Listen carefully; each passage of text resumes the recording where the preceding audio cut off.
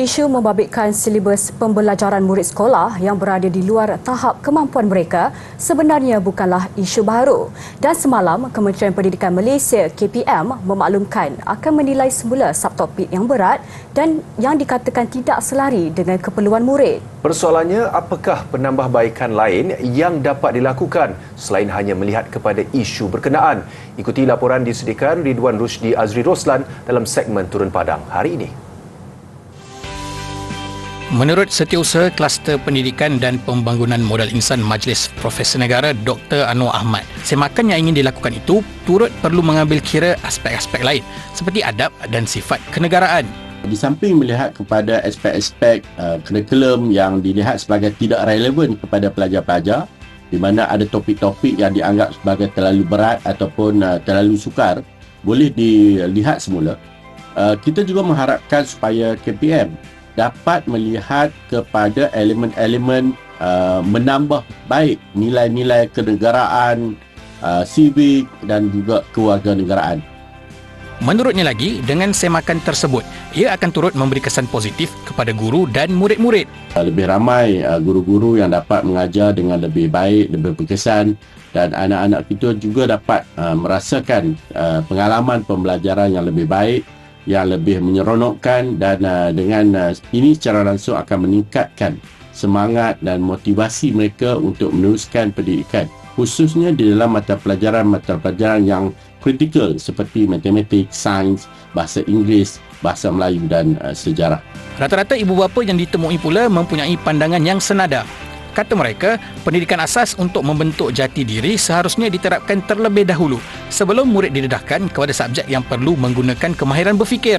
Jadi pada pandangan saya, terutama bagi primary school ni, student ni, supaya mereka diberi untuk silibus-silibus yang asas saja dulu, untuk tata cara berkenaan dengan tata negara, dengan subjek-subjek yang begitu, tak perlu terlalu berat, yang mana dia memberi tekanan kepada kanak-kanak untuk mereka sesama mereka bersaing untuk dalam kelas apa semualah.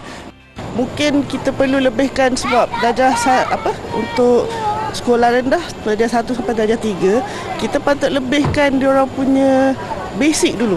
Kepahaman diorang, logik dia dulu daripada kita macam contoh kita nak pergi ke sains.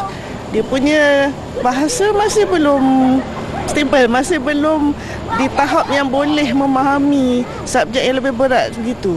Malah golongan ibu bapa juga menyokong keputusan yang diambil KPM itu kerana mereka mengakui memang wujud subjek-subjek yang tidak selari dengan daya pemikiran dan usia murid itu sendiri.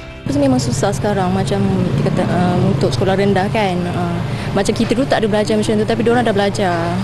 Macam satu tahun tu silibus dia memang banyak.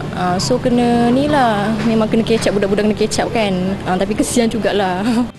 Kalau dibandingkan, pendapat saya lah, dibandingkan pada masa zaman kita sekolah dulu, rasa silibus masa zaman sekolah dulu pun, zaman saya sekolah dulu pun lagi mudah sikit daripada silibus sekarang ni.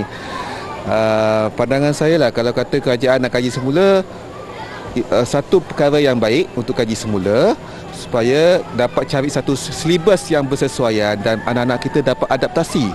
Bermula Mac 2023, KPM juga telah melaksanakan program modul bimbingan MOBIM untuk mata pelajaran matematik, sains, bahasa Melayu dan bahasa Inggeris sebagai inisiatif membantu guru memahami kurikulum dan melaksanakan PDP dengan lebih berkesan. Diharapkan dengan semakan dan kajian semula yang akan dilakukan oleh pihak KPM terhadap kurikulum yang digunakan pakai dalam sistem pendidikan negara kita, ia mampu membantu guru-guru serta ibu bapa dalam mencipta satu persekitaran pembelajaran yang efektif dan kondusif terhadap kanak-kanak sekolah menengah dan juga sekolah rendah. Ridwan Rushdi Azri Roslan melaporkan.